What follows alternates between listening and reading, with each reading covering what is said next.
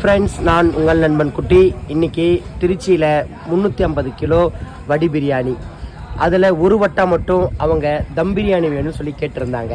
அப்படியே தம் பிரியாணி 30 கிலோ கறி, 30 கிலோ அரிசி. நம்ம பொன்னி அரிசி மாதிரி, ஜீரக சம்பா மாதிரி ரொம்ப ட்ரையாக தம் போடக்கூடாது. அதாவது அரிசியாகவே இருக்குது, ஆனால் இந்த மாதிரி பதத்தில் தம் போட்டால் தான் நமக்கு அந்த அரிசி லென்த்தியாகி உதிரியாக நல்ல ஜூஸ்னஸாக கிடைக்கும்.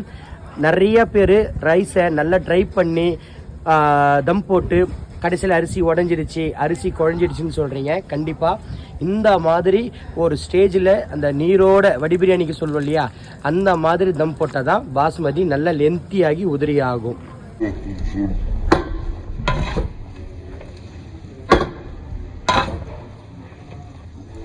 இந்த மாதிரி செய்யுங்க.